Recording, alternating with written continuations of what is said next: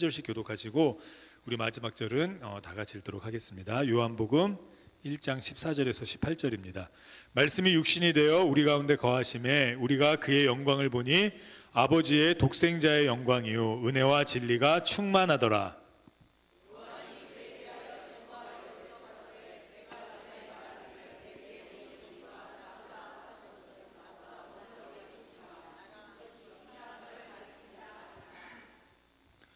우리가 다 그의 충만한 데서 받으니 은혜 위에 은혜로라.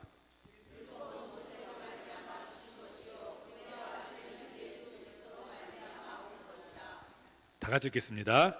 본래 하나님을 본 사람이 없으되 아버지 품속에 있는 독생하신 하나님이 나타내셨느니라. 아멘. 약할 때 진짜 강함을 경험한다라는 제목으로 하나님의 말씀 증거하겠습니다. 우리가 지금까지 들어온 말씀은 생명이라고 했습니다. 그리고 말씀은 우리의 빛과 진리입니다. 이 말은 다시 말해서 무슨 말이냐면요, 말씀은 생존의 문제와 관련이 있습니다. 그러니까 우리가 돈을 버는 이유가 여러 가지가 있겠지만 이 돈은 결국 생존의 문제 아닙니까? 돈을 벌어야 먹을 것도 먹고, 돈을 벌어야 입을 옷도 입고, 돈을 버셔야 보실 것도 보고, 돈을 버셔야 이렇게 맛있는 것도 드시고 뭐 이러지 않습니까?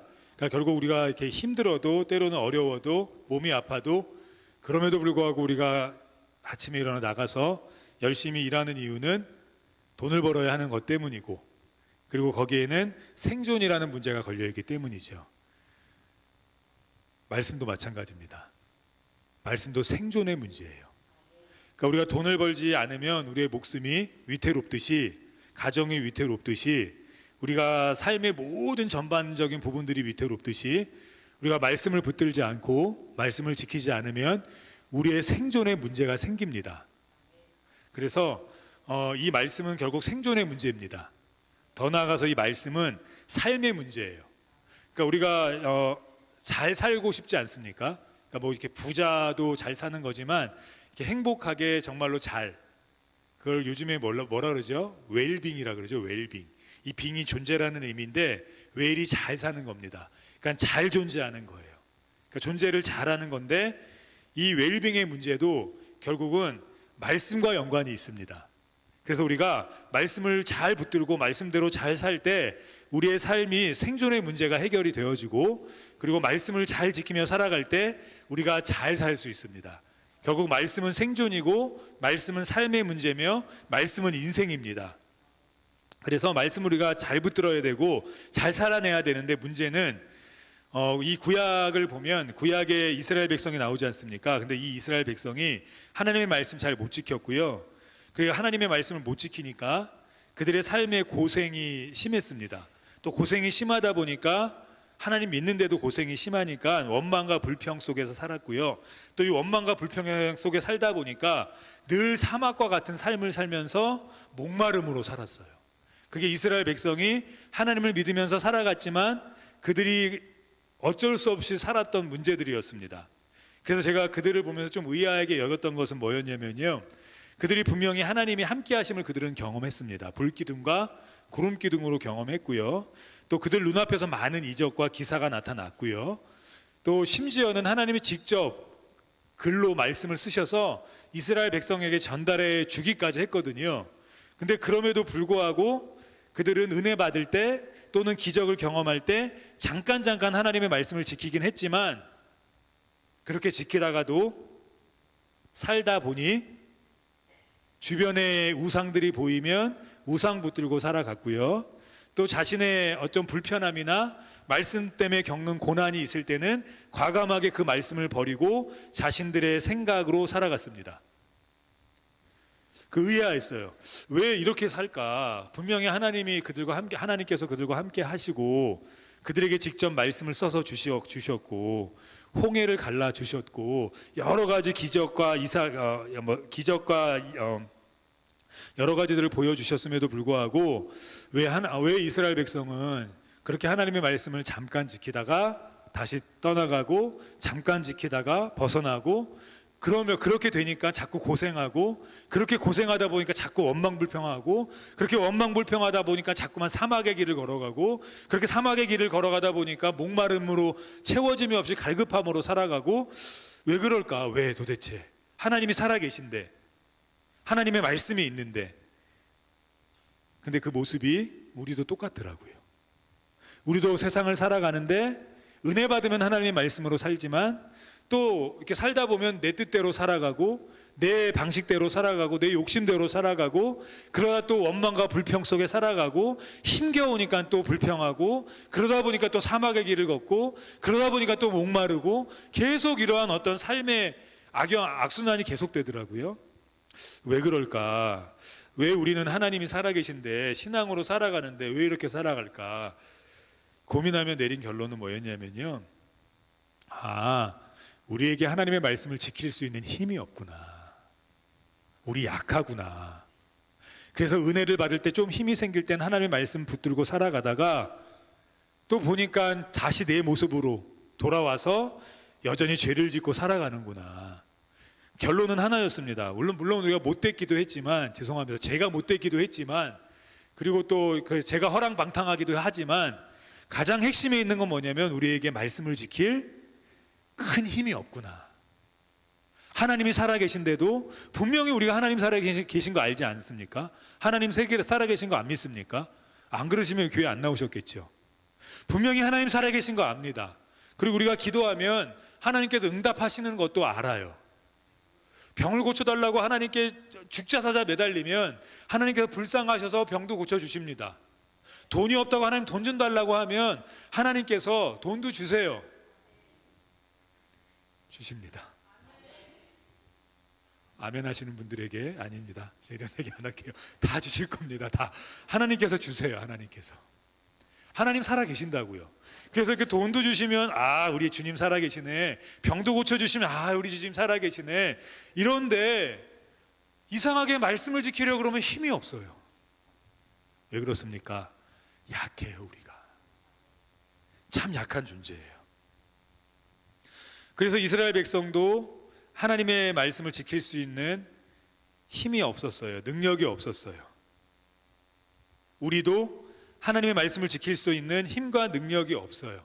그래서 은혜 받으면 말씀을 지키고 싶은데, 주일날 은혜 받고 내가 내일부터 정말 기도하면서 하나님 말씀대로 살려고 애써봐야지 하지만, 다시 내일 세상을 나아가면 우리는 여전히 무너지고 고꾸라집니다. 그리고 그러다 보니까 또 어렵고 또 힘들고 이렇게 계속해서 우리가 굴레 속에 살아가는 것 같아요. 그런데 그런 우리의 나약함, 그런 우리의 힘 없음을 주님께서 아시고, 우리 하나님께서 우리가 바라볼 분을 보내주셨고, 그분 붙들면 인생을 생명력 있게 힘차게 감사하며 행복하게 살아갈 수 있도록 길을 마련하셨습니다. 그분이 누구십니까? 예수 그리스도예요. 오늘 말씀이 그렇게 시작합니다. 요한복음 1장 14절 같이 읽겠습니다. 말씀이 육신이 되어 우리 가운데 거하심에 우리가 그의 영광을 보니 아버지의 독생자의 영광이요 은혜와 진리가 충만하더라. 오늘 14절은 이렇게 얘기합니다. 첫 번째, 예수님께서 우리의 육신의 몸을 입고 오셨습니다. 그런데 예수님과 우리가 다른 점이 뭐냐면, 예수님께서 말씀을 다 지키셨어요. 1.1획도 지키지 못하신 말씀이 없었습니다.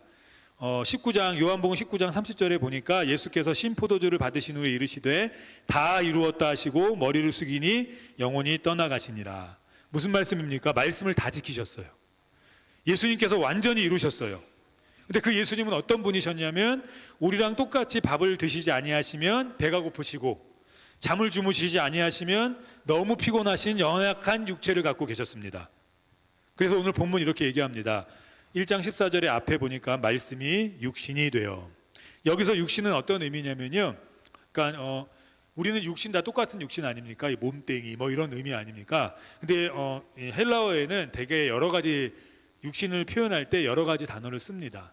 그런데 여기서 쓰여진 단어가 바울 사도가 갈라디아서 4장 13절에 쓴 단어랑 똑같거든요. 우리 먼저 한번 같이 읽어보시겠습니다. 내가 처음에 육체의 약함으로 말미암아 그것은 너희가 아는 바라. 바울 사도가 굉장히 승승장구하지 않았습니까? 막뭐 명문대 나오고 벌써 정치계 20대에 입문했는데 굉장히 높은 자리까지 가서 당대표가 되고 나중에 뭐 대통령까지도 이렇게 생각할 수 있는 굉장한 젊은 힘 있는 사람이었습니다. 그래서 자신이 힘 있는 줄 알았는데 예수님 만나고 나서 말씀대로 살다 보니까 자신이 너무 약한 거예요. 그래서 이렇게 얘기합니다. 내가 처음에 육체의 약함으로 말미암아. 그러니까 자기가 인간이라는 걸 알고 육체가 너무 약하다는 걸 알았어요. 그전에는 자기가 승승장구할 때 몰랐는데 주님 말씀 지키다 보니까 너무나 약한 자신을 깨달았습니다. 그런데 오늘 말씀에 육신이 되어의 이 육체가 그 예수님의 육체도 똑같은 육체라는 거예요. 약하고 힘없고 연약하고. 이 말씀을 좀 더 다시 한번 구체적으로 이렇게 얘기합니다. 우리 가운데 거하심에. 그러니까 우리랑 똑같다는 겁니다. 우리와 똑같이 약하고 우리와 똑같이 힘이 없었어요. 그럼에도 불구하고 주님은 뭘 지키셨습니까? 하나님의 말씀을 온전히 지키셨어요. 그 이유를 이렇게 얘기합니다. 우리랑 다른 것이 이거 하나였습니다. 같이 읽겠습니다. 14절 후반절입니다. 우리가 아버지의 독생자의 영광이요 은혜와 진리가 충만하더라. 우리와 똑같이 약하셨고 우리와 똑같이 힘이 없으신 인간이셨지만 그분은 하나님의 영광이에요. 우리와 똑같은 인간이었지만 그분은 하나님의 아들이고 그분에게는 은혜와 진리가 충만했어요. 여기서 은혜와 진리라는 단어는 어느 때만 쓰였던 단어냐면요, 구약에서 하나님을 가리킬 때만 쓰였던 단어입니다. 그러니까 예수님은 우리와 똑같은 인간이셨지만, 연약한 육체를 가지셨지만 그분은 누구셨습니까? 하나님이셨어요. 하나님만이 말씀을 이루실 수 있습니다. 그런데 우리가 뭘 이루면서 이 땅에서 살아야 하죠? 말씀을 이루면서 살아야 돼요. 근데 우리가 약합니까? 안 약합니까? 약해요. 아무리 의지적으로 하려고 해도 안 돼요. 근데 예수님이 이 땅에 오셔서 약한 육체를 가지시고 이 말씀을 모두 이루어내셨어요. 그리고 그 예수님께서 한 가지를 이제 말씀하시기 시작합니다. 요한 사도를 통해서 말씀하시는데 우리가 다른 한 인물도 보시겠습니다. 예수님의 사촌 세례 요한을 좀 보겠습니다. 우리 세례 요한도 말씀대로 살아갔던 인물입니다. 그리고 하나님께 인정받고 그리고 많은 사람들에게 존중받던 그 시대에 뛰어난 인물이었어요. 예수님도 인정하셨거든요. 하루는 이제 예수님이 너무 많은 큰 일들을 행하시니까 서기관과 제사장들이 이분이 진짜 메시아인가라는 어떤 생각을 했던 것 같아요. 그런데 말씀에 뭐라고 구약이 어떻게 얘기했냐면 엘리야와 같은 엘리야가 먼저 와야 그 뒤에 메시아가 온다라는 예언이 있었거든요. 그래갖고 봤는데 아직 엘리야가 오지 않은 겁니다. 그러므로 예수님은 이단이지 그리스도가 아니라고 얘기를 해요. 그렇게 막 제자들하고 막 토론을 하는데 제자들이 이제 우리 지금 말로 하면 빡쳤어요. 왜냐하면 지금 뭐 말할 게 없는 겁니다. 그래서 왜냐하면 엘리야가 안 오지 않았습니까? 그들의 얘기대로. 그래서 이제 예수님께 그 말을 전하러 옵니다. 마가복음 9장 11절에 보니까 이에 예수께 묻자와 가로되 어찌하여 서기관들이 엘리야가 먼저 와야 하리이까 하나이까 라고 물어봤습니다. 그랬더니 예수님께서 그들에게 이렇게 얘기합니다. 우리 마태복음 11장 14절 같이 읽겠습니다. 오리라 한 엘리야가 곧 이 사람이니라. 누구냐면요, 세례 요한이에요. 그러니까 예수님이 보시기에 이 세례 요한은 누구였습니까? 엘리야와 같이 엄청난 사람이었어요. 심지어 예수님께서 인정하신 딱 한 사람이 있습니다. 성경의 인물들 중 아담도 아니고요, 모세도 아니고요, 누구죠? 아브라함도 아니고요, 다윗도 아니에요. 14절 마태복음 11장 11절 앞절에 보면 이렇게 얘기합니다. 내가 진실로 너희에게 말하노니 여자가 낳은 자 중에 세례 요한보다 큰 이가 일어남이 없도다. 그러니까 예수님이 인정한 딱 한 명의 인물이 누굽니까? 세례 요한이에요. 그러니까 엄청난 사람이었어요. 엄청난 사람. 그런데 이 사람이 이제 감옥에 갇히거든요. 그러면서 뭘 경험하게 되냐면요, 자신의 신앙의 연약함을 경험하게 돼요. 내가 아무것도 아니구나. 내가 한 일이 아무것도 아니구나. 그러면서 믿음이 흔들리기 시작합니다. 그리고 이렇게 이제 세례 요한의 제자들이 엄청나게 많았는데요. 그 제자들이 이제 수발들로 이제 감옥에 오거든요. 그때 그 세례 요한이 제자들에게 너 가서 예수님께 이것 좀 여쭤봐라 하고 이제 이 말을 합니다. 누가복음 7장 20절 같이 읽어보겠습니다. 저희가 예수께 나와 가로되 세례 요한을 우리를 보내어 당신께 말하기를 오실 그이가 당신이오니이까 우리가 다른 이를 기다리오리이까 하더. 신앙의 흔들림이 일어났어요. 너무 힘든 거예요. 너무 자기가 약한 걸 깨달았어요. 그리고 이제 제자들에게 세례 요한의 제자들이 예수님께 이 물음을 했을 때 예수님께서 이제 이런 일들이 일어났으니까 이거 그대로 가서 얘기해라 하고 얘기를 하거든요. 그때 세례 요한은 다시 힘을 얻습니다. 그리고 순교해요. 이 세례 요한 약한 사람이었습니다. 그런데 힘 있는 사람이었지만 그도 하나님의 말씀 앞에는 결국 말씀을 온전히 지킬 수 없는 나약한 인간에 불과했어요. 그런데 그가 순교까지도 감당하면서 주님께 꿋꿋이 걸어갈 수 있는 방법은 그 길은 그 힘은 딱 한 가지에서 얻었습니다. 그게 오늘 본문이에요. 요한복음 1장 15절 같이 읽겠습니다. 요한이 말하기를 내 뒤에 오시는 이가 나보다 앞선 것은 나보다 먼저 계심이라 한 것이 이 사람을 가리킴이라 하니라. 누구지요? 예수 그리스도예요. 그 위대한 예수님께서 인정한 이 세례 요한도 예수님 붙들고 살아야 됐습니다. 예수님 붙들 때 힘이 생겼어요. 예수님 붙들 때 목숨까지도 내어놓을 수 있는 진정한 신앙인이 됐습니다. 예수님 없이는 자신의 신앙을 단 한순간도 온전하게 붙들 수 없다는 것을 이 세례 요한은 분명하게 뼈저리게 깨달았어요. 그리고 자신보다 앞서가신 예수님을 붙들기 시작했습니다. 우리가 살아가면서 정말 붙들어야 될 분이 누구십니까? 예수님이에요. 예수님이에요. 말씀이 잘 사라지시지 않지요. 우리가 이 말씀을 지키려고 애쓸 때마다 깨닫게 되는 건 뭐냐면 나의 무능함입니다. 그럼에도 불구하고 말씀을 지키려고 우리가 애를 쓰지만 이 말씀 잘 안 지켜져요. 그런데 내 힘으로는 할 수 없지만 우리에겐 길이 있습니다. 모든 길을 닦으시고 모든 것을 이루신 예수 그리스도를 붙잡는 겁니다. 피 흘리기까지 말씀을 이루어내신 예수님을 붙잡는 거예요. 그 예수님이 육신이 되어 다 이루어 놓으셨어요.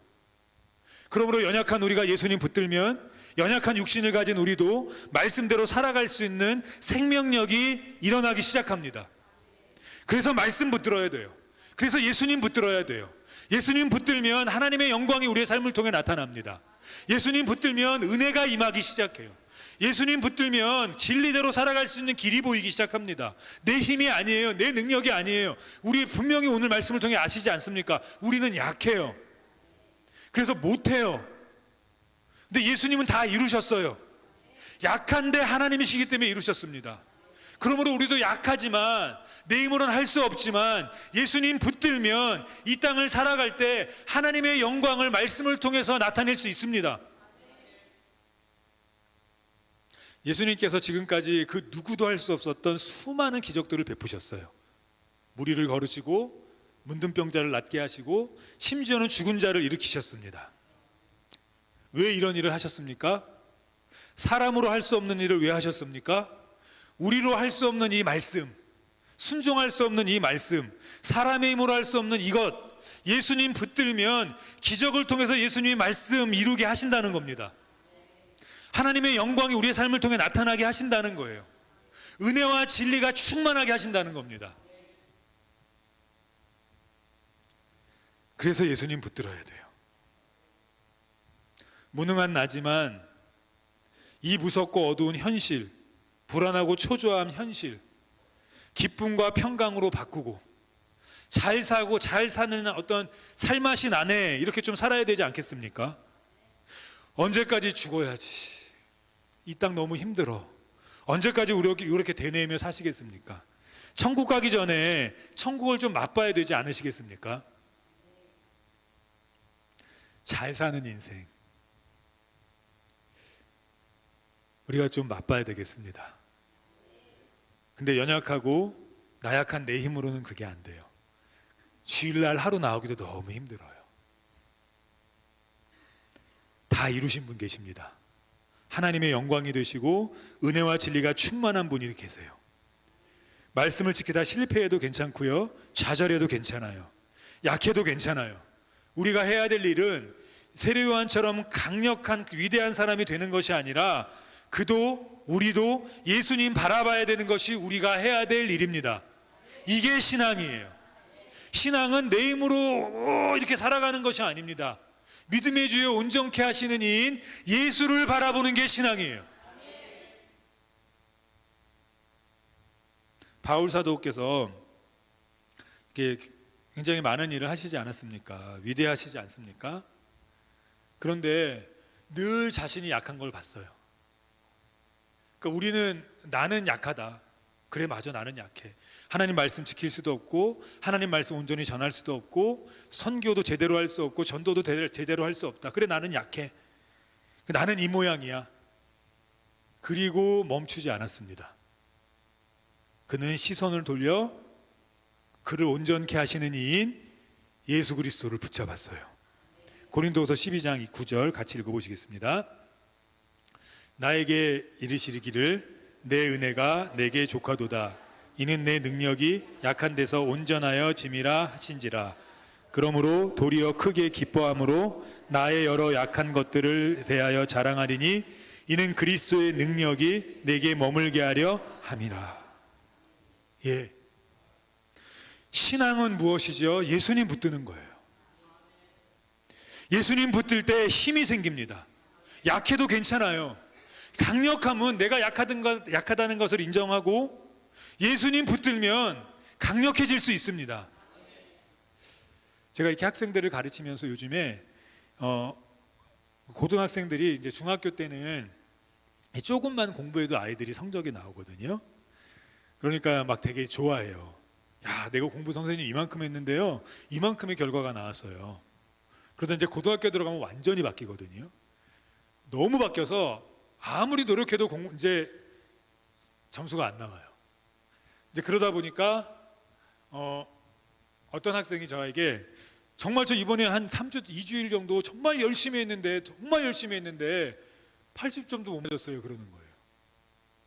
옛날에는 그렇게 하면 100점 맞았거든요. 그리고 제가 그랬어요. 넌 머리가 나쁜 거야. 그러니까 너는 그 80점 잘 맞은 거야. 거기까지가 너의 힘이야. 너는 되게 잘한 거야. 더 해도 넌 안 나와. 왜? 그게 너의 한계니까. 그게 너의 거기까지니까. 근데 문제는 뭐냐면요, 이 아이들이 그걸 감당을 못해요.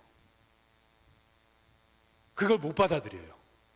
왜냐면 중학교 때까지, 초등학교 때까지 우리 아들 천재네, 우리 딸 천재네, 너는 하면 다 할 수 있어, 그래 너 하니까 이거 봐 나오잖아, 그렇게 그 얘기만 듣고 자라다가 고등학교 갔는데 이게 말이 아닌 거예요.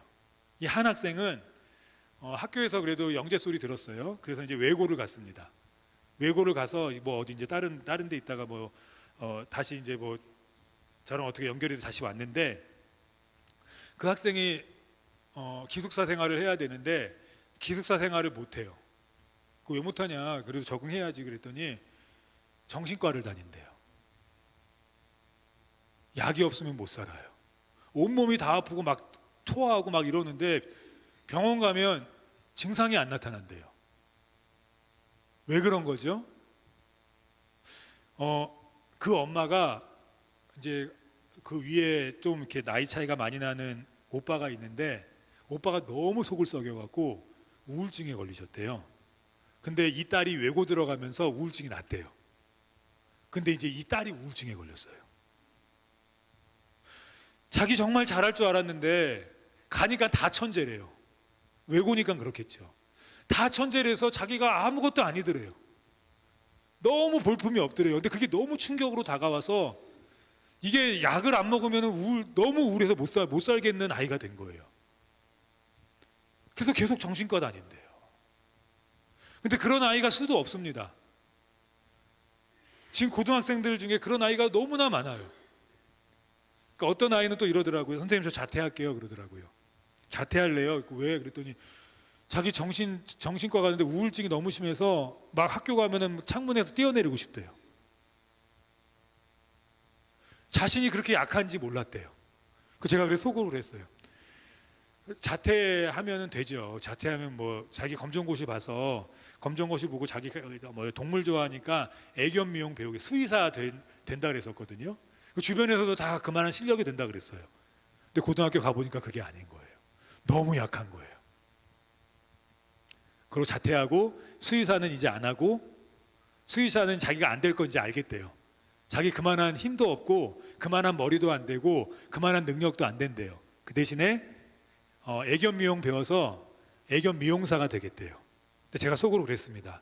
거기에도 힘들고 또 어려운 일들이 있을 텐데. 우리는요 다 약해요. 근데 세상 사람들은요 그 약한데 붙잡을 게 없어요. 그래서 고작 의존한다는 게 약이에요. 근데 그 약은 영원히 치료해 주지 못해요.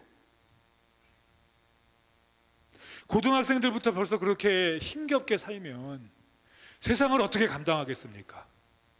청년들 약해갖고요, 내가 약했네, 나는 집도 못 사네, 나는 약하네, 나는 결혼도 못하네, 나는 약하네, 나는 아이도 키울 수 있는 힘이 없네, 나는 약한 존재네. 그리고 결혼도 못하고요, 애 낳는 건 너무 무서워해요. 다 약해요. 약한 것만 알았어요. 이제 세상은 점점 발전해 가는데, 과학은 점점 발전해 가고 기술은 점점 발전해 가는데, 사람들은 점점 자기가 약한 걸 인정해요. 그리고 초조하고 무서워하고 우울증에 빠지고 공황장애에 빠지고 다 멈춰 있어요. 그런데 우리에게 누가 계십니까? 예수님이 계세요. 근데 우리 또 예수님 안 바라봐요. 신앙도 내 힘으로 살려고 그래요. 내 힘으로 하려고 그래요. 기도도 내 힘으로 하려고 그래요. 모든 걸 다 내 힘으로 하려고 그래요. 우리에게 예수님 계시다니까요. 예수님 날 위해 이 땅에 오셨어요. 예수님, 내가 예수님 부르짖으면 예수님 내 죄를 해결해 주세요 하면 예수님 해결해 주세요. 내 대신 십자가 지셨어요. 예수님 죽음을 뚫고 다시 부활하셨어요. 오늘 바울서도 이렇게까지 얘기하지 않습니까? 나는 내 약함을 자랑할 거야. 왜? 내겐 주님 계시니까. 나는 예수님 붙들고 살 거니까. 그런데도 예수님 안 붙들고 사시겠습니까? 우리는 약한데 또 뭐까지 있는 줄 아십니까? 우리에겐 또 우리의 힘에는 한계가 있어요. 그래서 3일 밤을 못 새요. 3일 밤을 새시면 초인이십니다. 이 눈 뜨고 3일 밤을 못 새지 않습니까? 그래서 옛날에 고문 중에 사람이 며칠까지 눈을 뜨고 있는지 하기 위해서 고문할 때 이렇게 눈에다가 이렇게 성냥개비 이렇게 하거나 아니면 이제 그 고문 뭐 장치 만들어 갖고 이게 눈 뜨고 있게 했거든요. 이틀 3일까지는 참는데 그 다음엔 정신 착란이 일어나더래요. 왜 그렇죠? 우리에겐 한계가 있기 때문입니다. 기도도 며칠 못 해요. 이게 한계가 있습니다. 그래서 하나님의 말씀도 우리의 힘으로는 지속해도 못 지켜요. 약한데 거기에 한계까지 있기 때문이에요. 사람을 사랑하는데도 한계가 있습니다. 자식도 사랑하는데 한계가 있더라고요. 그래서 이렇게 이쁜 짓 할 때는 예쁜데, 내 새끼니까 이쁜데, 미운 짓 하고 원수 짓 하고, 죄송합니다, 마귀 짓 하면 이게 막 미워 죽겠을 때가 많아요. 내가 저놈 제가 낳은 게 아니고 우리 집사람이 낳았으니까 내가 쟤 낳고 미역국을 먹은 게 맞는지, 미역국도 아깝다고 막 그런 생각이 들 때가 있습니다. 왜 그렇습니까? 우리는 인간이기 때문에 한계가 있어요. 그 힘을 다 쓰면 그 다음에 못 써요. 이 치타가 동물들 중에 가장 빠르거든요. 그런데 동물의 왕국에서 그러더라고요. 이 치타가 3초 만에 100km까지 달릴 수 있대요. 너무 멋있더라고요. 근데 그 힘을 20초밖에 못 쓴대요. 20초밖에. 그거 20초에 동물을 못 잡으면 퍼져야 돼요. 그날은 굶어야 돼요. 왜 그렇습니까? 한계가 있기 때문이에요. 우리 모두에게는 한계가 있습니다.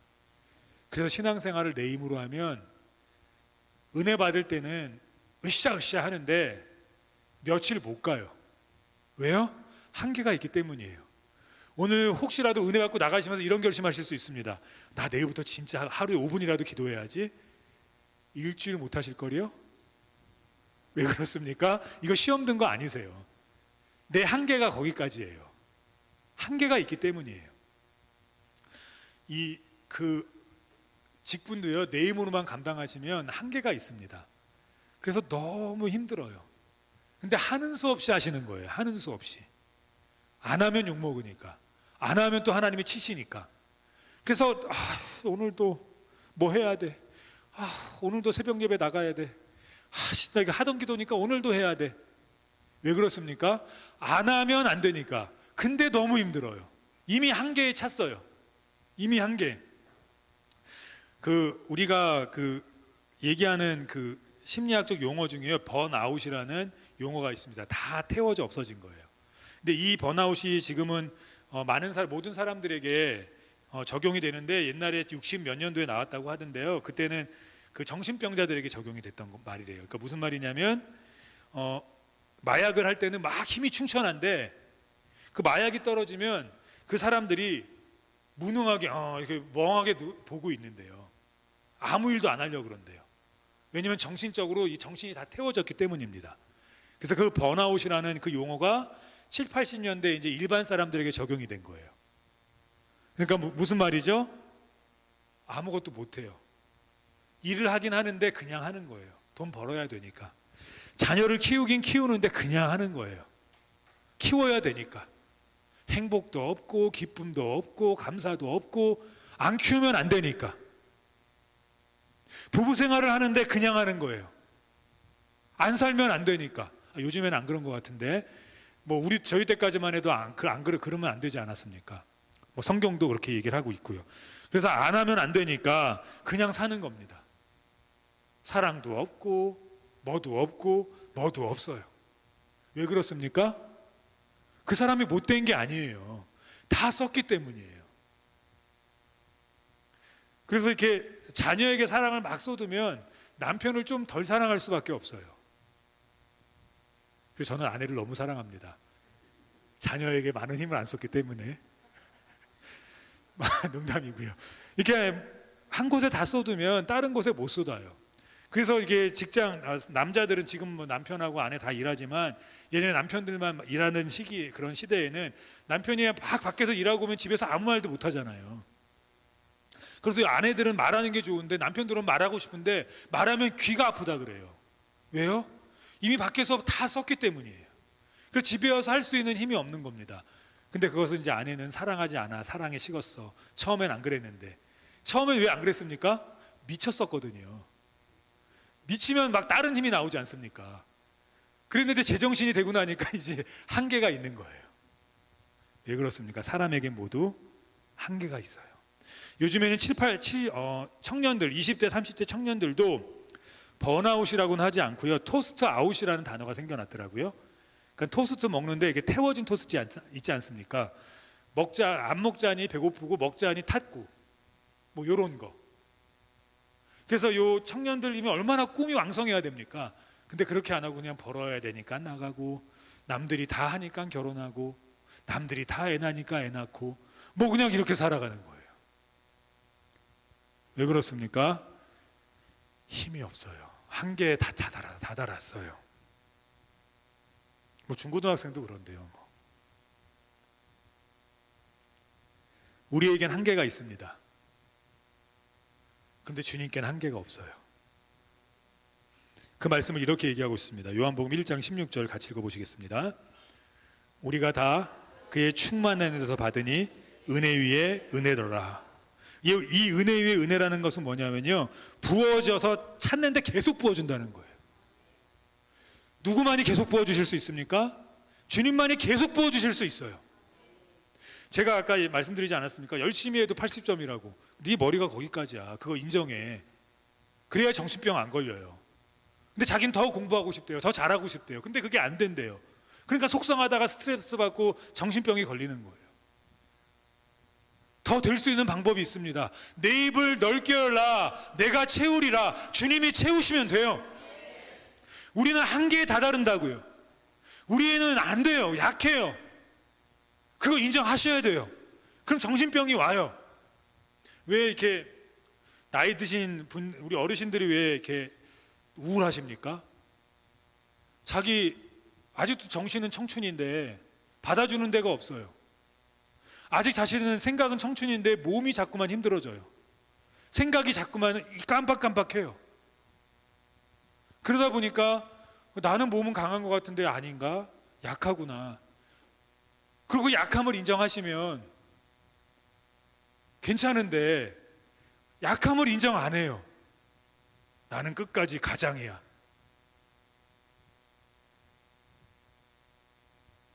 그러다가 눈앞에 캄캄함이 다가오는 겁니다. 아, 내가 이 정도밖에 안 됐구나. 그냥 우린 약해요. 우리 약합니다. 약한데, 그리고 우리에게는 한계가 있어요. 다 써버리면, 젊으셨을 때 다 써버리시니까 나이 들어서 너무 힘든 몸도 있으실 거고 여러 가지 그런 겁니다. 근데 우리에게 누가 계십니까? 예수 그리스도 주님이 계세요. 주님이 계신데 왜 주님 안 붙드십니까? 십자가에 공로가 있는데 왜 십자가 안 붙드시는 겁니까? 왜 내 힘으로만 사시려고 애쓰시는 겁니까? 끝까지 내 힘이에요. 약한데, 한계가 있는데. 이미 돈 버는데 힘 다 쓰셨으면 기도 못 하신다니까요. 교회에서 헌신하는데 다 쓰면 밖에 나가서 또 직장 일을 못 해요. 그러니까 또 세상에서 욕먹는 거예요. 저 사람처럼 교회 다니려면 안 다닌다고. 근데 어쩔 수가 없어요. 교회에서 힘을 다 썼기 때문에. 우리는 한계로 가득 차 있습니다. 거기다 약하기까지 해요. 근데 예수님도 안 붙들어요. 끝까지 고집 부리면서 내 힘으로 살겠대요. 주님 십자가 바라보라 그러는데, 그래서 주님, 우리 하나님께서 우리 너무 불쌍해서 예수님 육신 되어서 이 땅에 내려보내 주셨음에도 우리가 그 십자가 안 붙들면 어떻게 사시겠습니까? 어떻게 세상에서 잘 사실 수 있겠습니까? 어떻게 세상에서 행복하게 사실 수 있겠습니까? 주님 분명하게 말씀하셨습니다. 신명기 10장 33절 같이 읽겠습니다. 주님, 우리 뭐 하기 원하신다고요? 하늘나라에서만 행복하기 원하십니까? 이 땅에서도 행복하길 원하십니까? 그렇죠. 그런데 왜 우리는 자꾸만 이 길은 고난의 길, 이 길은 힘겨움의 길이라고만 우리 신앙을 생각하십니까? 신앙 고난의 길 맞아요. 힘겨운 길 맞아요. 그런데요, 신앙은 행복도 있어요. 신앙엔 생명력도 있어요. 남들 다 넘어질 때 굳굳이 일어나서 걸어갈 수 있는 힘이 있다고요. 남들 다 피해서 숨을 때 나는 나간다 하고 나갈 수 있는 힘이 있어요. 이 우크라이나가 요즘에 그 군력이, 군대 그 징병할 젊은이들이 없대요. 뭐 무기 뭐 그런 것도 문제가 있겠지만, 그리고 젊은이들이 이렇게 얘기하더라고요. 나 참호에서 총알바지 되기 싫어. 그래서 못 가겠대요. 그 말 당연하죠. 이해 가죠. 그 젊은 나이에 가면 총알바지인데 가겠습니까? 근데 우리 그리스도인들은 세상을 향해 나아갈 수 있습니다. 우리의 힘으로는 안 돼요. 나사렛 예수 그리스도의 이름으로 일어나 걸어라. 우리에겐 그리스도가 있어요. 내 행복을 위하여, 이제 이 뒤에 말씀이 좀 무서운데 우리 전체 문장으로 한번 읽어보시겠습니다. 내가 오늘 내게 명하는 여호와의 명령과 규례를 지킬 것이 아니냐. 뭐 하면 하나님이 행복해지신다고 하십니까?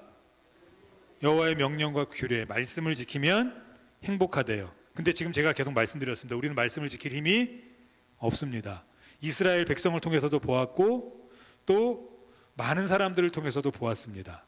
그런데 주님께서는 계속 뭐라고 말씀하시죠? 말씀을 지켜야 행복하다. 그럼 우리는 이제 평생을 행복하게 살 수가 없습니다. 왜요? 우리에게 말씀을 지킬 수 있는 힘도 없고, 말씀을 지켜도 오래 못 지켜요. 왜요? 한계가 있기 때문에. 우리는 돈이 있으면 행복할 줄 알았는데 또 이 돈에 한계가 있더라고요. 이렇게 심한 병 걸린 어떤 분들 보니까 돈이 그 병 못 고치더라고요. 남편이 아내가 그 병 못 고치더라고요. 뭐 이렇게 우울증, 정신적인 질병 아파하시는 분들 보니까 그동안 했던 공부가 아무 소용이 없더라고요. 그동안 쌓아놓은 업적이 아무 소용이 없더라고요. 왜 그렇습니까? 다 세상엔 한계가 있어요. 근데 우리 주님께는 한계가 없어요. 은혜 위에 은혜예요. 우리가 가장 싫어하는 복음서 성경 중에 뭐가 있냐면요, 야고보서라는 성경이 있습니다. 우리가 왜 이 성경 싫어하냐면 이 말씀을 읽으면 막 혼내는 것 같아요. 너 행해라, 너 안 행하면 너 죽은 믿음이다, 너 신앙도 아니다, 너 구원 못 받은 거다, 막 이렇게 얘기하거든요. 그러니까 말씀을 안 지키면 이게 읽기도 싫고 혼나는 것 같고 욕먹는 것 같고, 심지어는 어디까지 내려가냐면요, 나 구원 못 받은 거 아니야? 여기까지 가요. 분명히 구원 받았는데. 그래서 야고보서를 성도들이 잘 안 읽습니다. 그런데 야고보서의 야고보 사도도 인정했어요. 이렇게 얘기합니다. 우리 2절 올려주세요. 야고보서 1장 2절. 내 형제들아, 너희가 여러 가지 시험을 당하거든 온전히 기쁘게 여기라. 이거 누구에게 하는 말씀이냐면 예수님 믿는 사람들에게 하는 말씀이거든요. 그러니까 예수님 믿는 사람들은 하나님의 말씀대로 살아야 되는데 이 말씀대로 사는 게 시험이에요. 말씀대로 사는 게 시험으로 자꾸만 다가오는 겁니다. 새벽 예배를 매일 드리면 즐거워야 되는데 어느 순간 시험이 돼 있어요. 정말 그래요, 정말. 이렇게 주일을 열심히 지키는 성도들 중에 이렇게 처음 믿은 성도들 이렇게 두세 달 잘 믿다가 어느 순간 안 나와요. 왜 그러냐 봤더니 막 집안에 막 환란이 오고요. 우리 교회는 안 그래야 되는데 막 질병이 오고요. 막 무서운 일들이 막 생겨요, 영적으로. 그래서 못 나가겠대요, 무서워서. 왜 그렇습니까? 주의 말씀을 지키는 데는 여러 가지 시험이 있어요. 우리의 힘으로만 지키면 못 이뤄서요.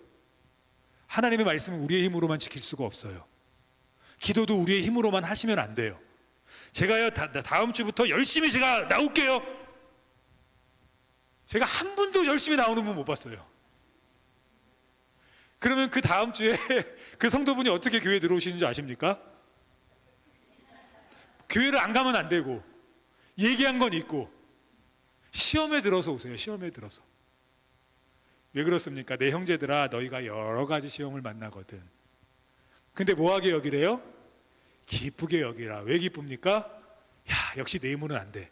근데 우린 여기서 그치는 것이 아니라 야고보서 1장 5절에 이렇게 말씀하십니다. 같이 읽겠습니다.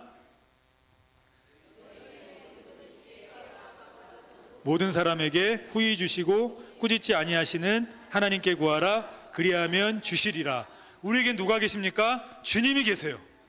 내 힘엔 한계가 있어서 말씀도 잘 못 지키고 세상에서 우울증 갖고 살아가고 내 머리는 IQ가 안 돼서 아무리 열심히 해도 80점밖에 못 받지만, 그래 나는 약해, 나는 아무것도 아니네, 난 쓸모없네. 우리가 여기에 멈추지 않을 수 있는 이유는 우리에게 후히 주시는 주 예수 그리스도가 계십니다.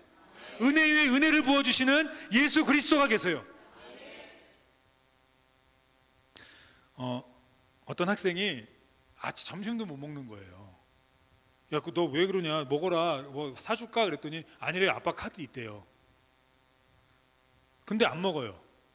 왜 안 먹냐? 그랬더니 돈 아껴야 된대요. 제가 속으로 그랬습니다. 미친놈. 왜 그렇습니까? 아빠가 카드 줬잖아요, 카드.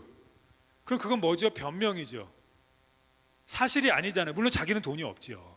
그러니까 사실이지만 아빠가 카드를 줬는데 안 쓰니까 뭐죠? 변명이에요. 우리는 그리스도인입니다. 근데 약해요. 한계가 있어요. 그래서 말씀을 못 지켜요. 그래서 하나님, 저는 진짜 말씀을 못 지키기 위해서 너무 힘들어요. 새벽 예배 못 하겠어요. 아침형 인간이 아니에요. 하나님, 저는 기도 못 해요. 저는 기도할 힘이 없어요. 말주변이 없어요. 하나님, 저는 찬양 못 해요. 저는 예배 못 드려요. 일주일 내내 여기 뭐 주일도 나오고 수요일도 나오고 뭐 다 나오라는데 뭐 말도 안 됩니다. 하나님, 저는 그런 거 못 해요. 맞아요. 우리 못 해요. 우리의 힘만으로 하면 맞아요. 사실이에요. 근데 우리에게 누가 계십니까? 주님이 계세요. 그래서 변명이세요. 왜요? 그 주님의 힘을 쓰지 않으시기 때문이에요. 그 주님의 힘을 써본 적이 없으시기 때문이에요. 그래서 오늘 아까 제가 말씀드리지 않았습니까? 주님 우리 행복하길 원하시는데 우리가 행복하려면 주님의 말씀을 지켜야 된다고요. 돈이 행복 주는 게 아니라 말씀 지키면 돈 행복하게 쓰실 수 있어요. 건강이 행복 주는 거 아닙니다. 근데 말씀 지키면 그 건강으로 행복하실 수 있어요. 여행이 우리에게 만족 주는 거 아닙니다. 그런데 하나님의 말씀 지키면서 여행 다니시면 야 행복하다라고 소리칠 수 있어요. 말씀을 지켜야 된다고요. 근데 말씀을 지킬 힘이 우리에게 없는데 이건 우리에게 변명이라고요. 세상 사람들에겐 변명이 아니에요. 그들은 약 먹어야 그 우울증을 버틸 수 있고요. 그들은 돈을 계속 벌어야 그들은 그들의 안에 만족감이 없는 걸 그 돈으로 조금이라도 위로받을 수 있고요. 뭐 그들은 그래요. 근데 우리는 변명할 수 없습니다. 왜요? 예수 그리스도를 보내주셨기 때문에. 그래서 우리는 그분 붙잡지 않으면 안 돼요. 제가 저번 주에 이런 얘기를 안 했는데요. 제가 여기 허리가 여기가 너무 아픈 거예요. 옆구리가 어느 날 갑자기 아파서 옆으로 누워도 아프고 이렇게 누워도 아프고 일어서도 아프고 막 아픈 겁니다. 그게 한 3주 가더라고요. 막 이렇게 막 찌릿찌릿하고 막 계속 그런 거예요. 그래서 이제 병원을 가야겠다. 내가 이번 주였거든요. 병원을 수요일인가 그랬는데 병원을 가야겠다. 결심을 이렇게 했습니다. 그리고 이제 막 인터넷을 찾아봤더니 옆구리 아픈 게 왜 이렇게 질병이 원인이 많지요? 요로결석부터 시작해서 뭐 죽을 병까지 나오더라고요. 그러니까 안 되겠다. 병원을 가야지. 뭐 그러고 이제 새벽 예배 드리고 이제 오늘 병원 들렸다가 다시 내려가야겠다. 뭐 그러고 있는데 그날 제가 이번 주에 계속 예수님 십자가 설교를 했거든요. 그랬더니 기도하는데 주님이 강력하게 제게 감동을 주시는 거예요. 너 힘으로는 날 수 없는데 십자가의 공로 의지해서 한번 거기에 환부에 손을 대고 기도해 봐라. 그래서 전 속으로 그랬죠. 3주 동안 안 났는데. 그러고 그러니까 기도했습니다. 순종해야죠. 기도하고 이제 제가 기도해야 될 기도 제목들 기도하고 딱 일어났는데 안 아파요. 아멘 하시면 아직은 안 되고요. 다음 날도 안 아파야죠. 그날 그때만 잠깐 안 아팠으면 그건 제가 이렇게 최면 건 거 아닙니까? 근데 다음 날도 안 아파요. 오늘까지 안 아파요. 근데 문제는 저희 집사람이 아팠어요. 저희는 조금 이상한 게 말씀이 좀 길어지는데 죄송합니다. 저희는 조금 이상한 게 제가 꼭 이렇게 몸이 아프면 그 아픈 똑같은 증상을 저희 집사람이 아프게 해요. 왜 그런지 모르겠어요. 아직 하나님 그에 대한 해답은 안 주셨는데 부부는 한 몸이니까 그런 것 같은데, 그러니까 평생 한 몸으로 살라고 그런 것 같은데, 근데 다행인 거는 저희 집사람이 아플 때는 몇 시간 정도 아프고 말거든요. 뭐 하여튼 그래요. 그런데 하나님께서 허리에 환부에 손을 대고 십자가의 공로 의지합니다. 하나님 저는 한 거 아무것도 없습니다. 하나님 십자가 주님 절 위에 오셨으니까 낫게 해주십시오 하고 낫게 해주셨어요. 그런데 이제 저희 집사람이 그 성경에 보면 7년 동안 혈루병 앓던 여인이지 않습니까? 계속 하혈하는 거. 근데 저희 집사람이 일주일 동안 하혈을 했대요. 근데 저한테 잘 얘기를 안 했어요. 제가 이제 계속 왔다 갔다 하고 바쁜 거 아니까. 그리고 이제 이렇게 계단을 내려가는데 너무 어지러운 거예요. 근데 그때 저희 셋째가 같이 가고 있었거든요. 그 셋째한테 이랬대요. 엄마가 혹시라도 쓰러지면 아빠한테 전화하지 말고 119에 전화해. 제가 이렇게 쓸모가 없는지 모르겠는데 뭐 하여튼 그 이유는 이제 더 신경 쓰니까. 안 그래도 막 아프고 막 그런데 더 신경 쓰니까 뭐 그랬다고 하더라고요. 근데 제가 이제 그 소식을 그 얘기를 그 전날 계속 하혈한다는 얘기를 들었거든요. 그래서 목요일 날 와서 기도를 했죠. 제가 이 얘기를 하는 이유는 금요일 날 안 나왔어요. 오늘까지 하혈을 안 해요. 제 힘으로 했겠습니까? 제가 기도했으니까 된 겁니까? 아니에요. 주 예수를 부르는 모든 자들은 구원을 얻으리로다. 예수의 십자가에 능력이 있습니다. 은혜 위에 은혜가 있습니다. 그래서 말씀을 못 지키는 거 변명하실 수 없습니다. 왜요? 나는 약하지만 주님은 강하시기 때문이에요. 나는 힘없지만 예수님은 다 이루셨기 때문이에요. 은혜 위에 은혜입니다. 우리가 이 십자가 붙들고 살면 이 땅을 잘 사실 수 있습니다.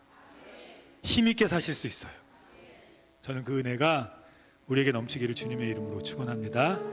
우리 시간 같이 그럼에도 불구하고 다시 찬양하시고 우리 아버지 되시는 하나님, 그 아버지께서 보내신 예수 그리스도, 우리 한 주간 그 능력과 그 은혜 경험하는 귀한 은혜 있었으면 좋겠습니다. 마음속에 어려움이 있으셔도